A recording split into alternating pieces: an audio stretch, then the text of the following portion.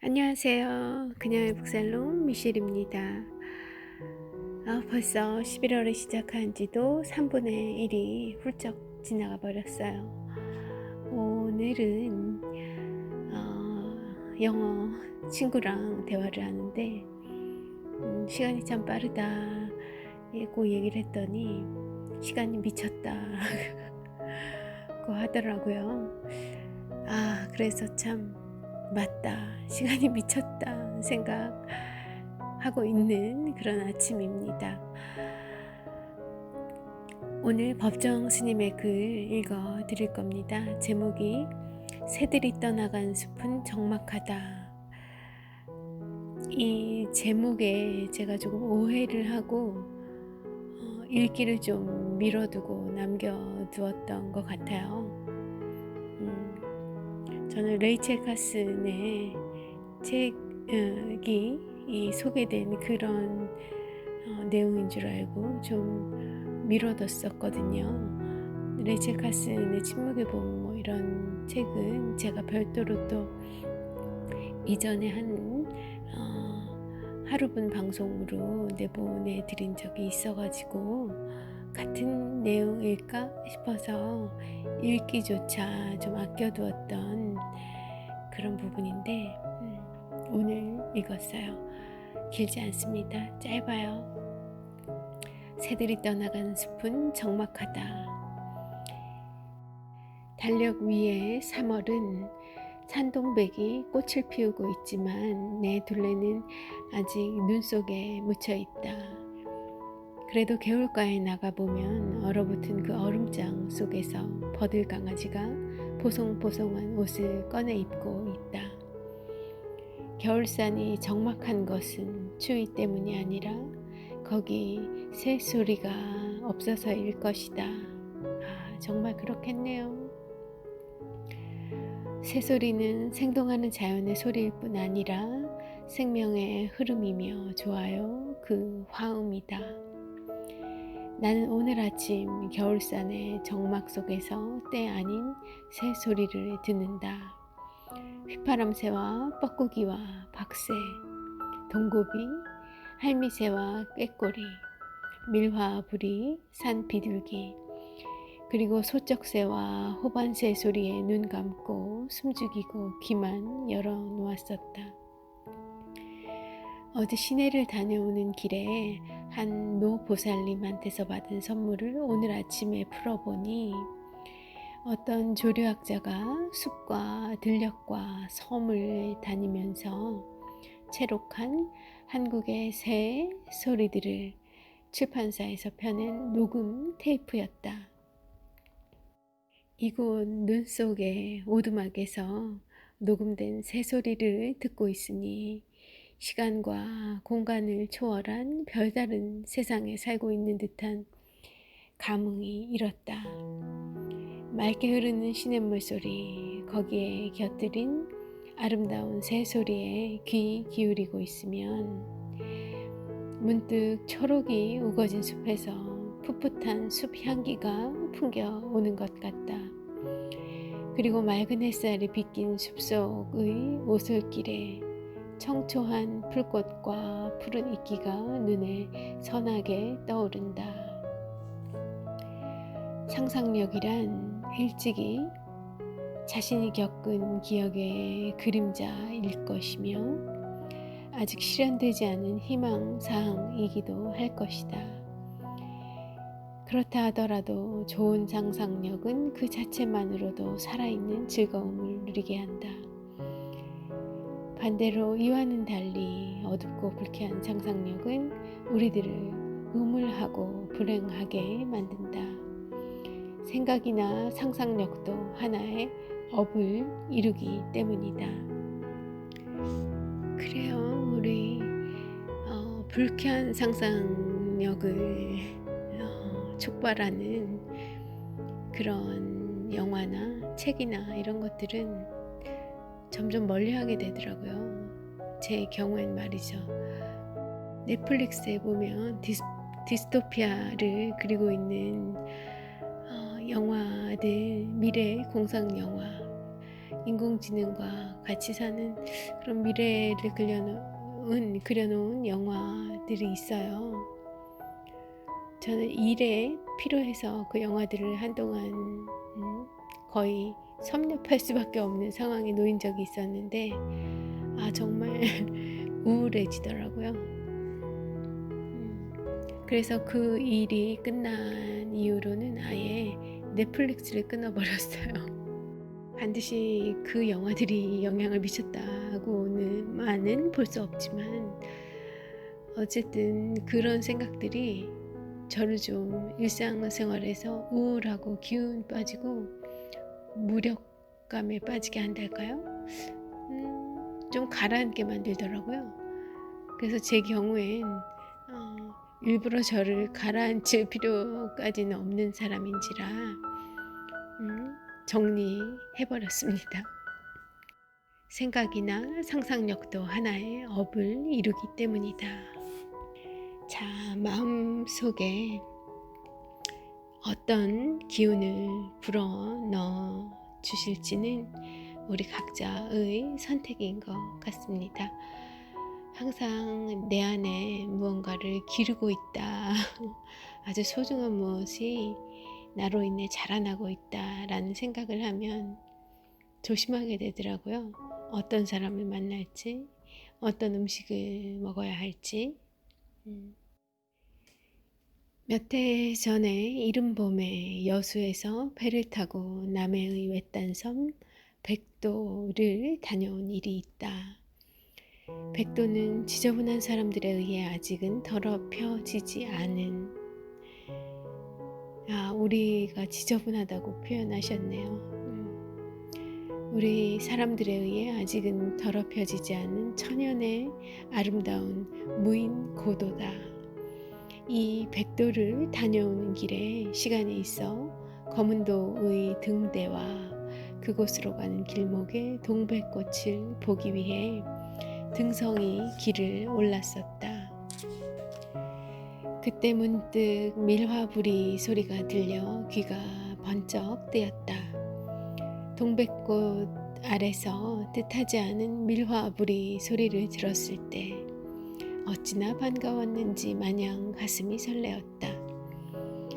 육지의 산에서는 5, 6월이 되어야 들리는 새소리다.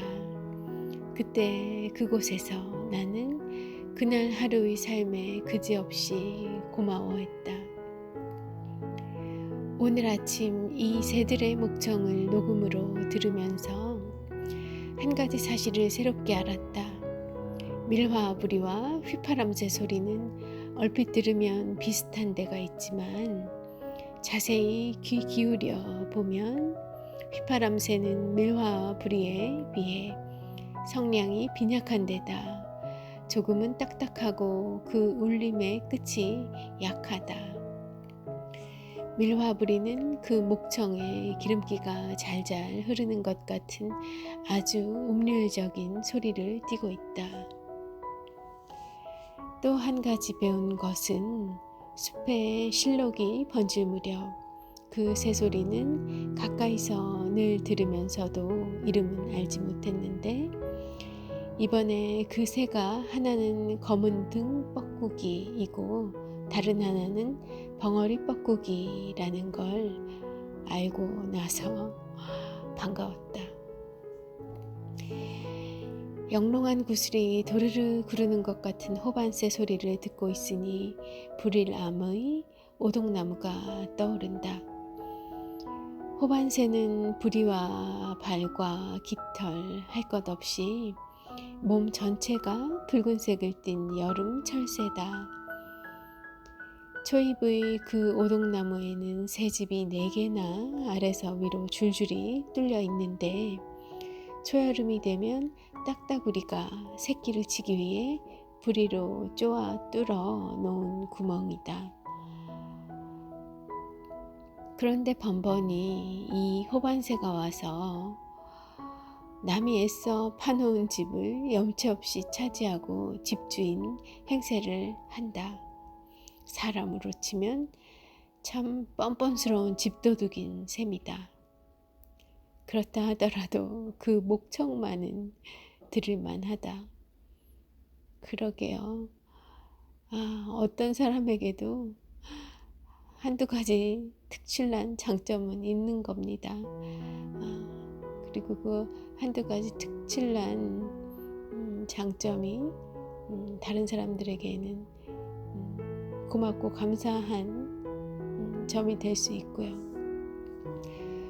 오늘 다짐을 해보시는 거예요. 오늘 또 어떤 나를 조금 슬프게, 조금 못 살게 만드는 그런 사람을 만나더라도, 그런 사람과 함께 시간을 보내게 되더라도 그에게서 그만의 특출난 점, 그만의 어떤 그가 나에게 주는 고마운 점이 반드시 한두 가지는 있을 겁니다. 우리가 찾으려고 보려고 노력하기만 한다면요.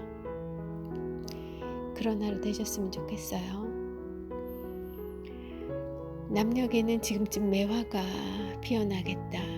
매화가 필 무렵이면 꼬리를 까불까불하면서 할미새가 자주 마당에 내려 종종 걸음을 친다. 할미새 소리를 듣고 있으니 문득 매화 소식이 궁금하다. 승주 서남사의 매화가 볼만하다. 돌담을 끼고 늘어선 해묵은 매화가 그곳 담장과 아름다운 조화를 이루고 있다. 그 고풍스러운 자태가 의연하고 기품 있는 옛 선비의 기상을 연상케 한다. 묵은 가지에서 꽃이 피어나면 그 은은한 향기가 나그네의 발길을 아쉽게 한다. 그 은은한 향기 어떤 걸까? 잘 생각이 안 나네요. 있는데 말이죠. 제가 요새 즐겨 듣는 유튜브 방송이 있어요. 제 방송은 안 듣고 남의 방송은 듣습니다. 그리고 한번 꽂히면 그분의 콘텐츠를 다 들어요. 그런데 최근에 발견한 이 향기 나는 김소장이라는 인문학 강연을 하시는 한 중년 남성분이 있어요. 대구 분이신데 사투리가 아주 구수합니다. 이 보이는 외모는 거의 깍두기라고 할까요? 그런데 그분의 닉네임, 방송 네임이 항상 타이틀로 걸고 계신 게 향기 나는이에요. 본인은 성공하는 사람보다 향기 나는 사람이 되고 싶대요. 그래서 요새 좀 그 향기 나는이라는 단어가 좀 제 머리에 이렇게 머물러 있는데, 그래서 이제 이 문장이 그냥 넘어가지지가 않네요. 저 또한 저에게서 그런 은은한 향이 풍기고 있었으면, 제 주위에 언제나 그렇게 은은한 향기가 감돌고 있었으면 하는 바람을 가져봅니다. 서울의 한 대학에서 국문학을 강의하고 있는 교수 한 분은 해마다 매화가 필 무렵이면 부인을 동반하고 남도의 매화를 보러 간다. 그리고 그 길에 우리 불이람에 들러 밤이 깊도록 매화에 대한 이야기를 나눈다. 꽃을 사랑하고 꽃에 대한 이야기를 하고 있으면 우리들 자신도 얼마쯤은 꽃이 되어 갈 것이다. 그래요. 꽃을 사랑하고 꽃에 대한 이야기를 하고 있다는 건 그런 꽃이 되어가고 싶다는 거겠죠. 그렇게 꽃이 되어갈 수 있을 것 같습니다. 광양 어디엔가 수만 그루의 매화나무가 있는 드넓은 농원이 있다는 말을 들었는데 올봄에 한번 가보고 싶다. 할미새 소리를 듣다가 그 연상작용으로 매화에 이끌리고 말았다. 그 드넓은 농원, 저도 좀 가보고 싶습니다. 매화 농원. 영 너머에서 온 듯 아득히 뻐꾸기 소리가 들려오고 있다. 뻐꾸기 소리는 듣는 사람의 가슴에 어떤 아득함을 심어주는 것 같다. 맑고 명랑한 꾀꼬리 소리는 귀로 들리고 무슨 한이 밴 것 같은 뻐꾸기 소리는 가슴으로 들린다. 밤에 우는 소쩍새의 목청이 차디찬 금속성을 띤 금관 악기의 소리라면 멀리서 들려오는 뻐꾸기의 목청은 푸근한 달무리가 아련하게 감도는 목관 악기의 소리일 것이다. 꾀꼬리의 목청은 여럿이서 들을 때 더욱 즐겁고 뻐꾸기는 혼자서 벽에라도 기대고 들을 때가 좋다. 꾀꼬리 뻐꾸기. 남도의 산에서는 해마다 5월 5, 6일 경이면 어김없이 꾀꼬리와 뻐꾸기가 잇따라 찾아온다. 처음 그 소리를 들으면 얼마나 반가운지 마치 앞산 마루에 막 떠오르는 보름달을 대하는 그런 반가움이다. 비유가 스님다우시네요. 그죠? 앞산 마루에 막 떠오르는 보름달을 대하는 그런 반가움, 참 반갑겠어요. 그죠? 아주 맑은 반가움 같습니다. 그런 꾀꼬리 소리는 가까이서 들을수록 좋고 뻐꾸기는 아득하게 멀리서 들리는 소리가 더 어울린다. 그러고 보니 우리 뻐꾸기 날린다 라는 말을 조금 쓰지 않나요? 그런데 지금 좀 전에 소개해드린 그 부분의 내용을 보면 뻐꾸기 날리다 보다는 꾀꼬리 날리다가 더 맞지 않나 하는 생각이 잠깐 들었습니다. 오래전 춘원에 그래서 읽은 듯 싶은데 일갓집 처녀 아이가 사랑하는 남자로부터 버림을 받고 몸져 누워서 꼬치꼬치 말라간다. 어느 날 들여다보러 갔더니 그 아이가 꺼져가는 목소리로 이런 말을 하더란다. 아저씨, 저는 죽으면 뻐꾸기가 되어 이산저산으로 날아다니면서 내 하늘 노래할래요. 뻐꾸기가 되어서 이산저산으로 날아다니며. 아이고, 안타깝네요. 듣고 보니 더더군다나 뻐꾸기 날리다 보다는 꾀꼬리 날리다가 나을 것 같습니다. 뻐꾸기 우는 소리를 듣고 있으면 어릴 적에 읽었던 이 말이 문득 떠오를 때가 있다. 일갓집 처녀 아이의 한이 섞인 그 소리요. 산 비둘기는 또 무슨 한이 있어 저리도 서럽게 우는고 흐느끼듯 우는 산비둘기 소리를 들으면 내 가슴에까지 그 서러움이 묻어오는 것 같다. 비둘기도 소리가 있겠군요. 비둘기 맨날 모이 쪼아 먹는 것만 봤지 소리를 들어볼 생각이나 들을 수 있다는 걸 몰랐어요. 산비둘기만 울지는 않겠죠? 궁금한 게 막 떠오르네요. 우리 곁에서 새소리가 사라져 버린다면 우리들의 삶은 얼마나 팍팍하고 메마를 것인가. 새소리는 단순한 자연의 소리가 아니라 생명이 살아서 약동하는 소리요, 자연이 들려주는 아름다운 음악이다. 그런데 이 새소리가 점점 우리 곁에서 사라져 가고 있다. 안타까운 일이다. 그래요. 저는 이사를 하면서 다시 새소리가 들리기 시작했어요. 들려오더라고요.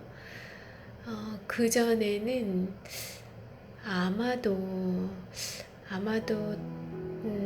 큰 길을 향해서, 도로를 향해서 창문이 나 있는 쪽이었기 때문에 지금보다 층수가 낮았음에도 불구하고 새소리가 안 들렸던 게 아닐까 싶거든요.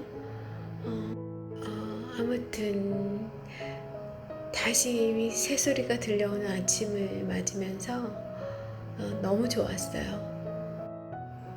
그런데 생각해보니 추워서 그런지 요 며칠 가까이는 새소리를 조금 듣지 못한 것 같구나 싶네요. 아침에 너무 일찍 나가서 그러는 건지. 어린 참새며 까치며 희귀 조류까지 사람의 손에 잡혀 먹히고 독한 농약으로 인해 논밭이나 숲에서 새들이 무참히 죽어가고 있다.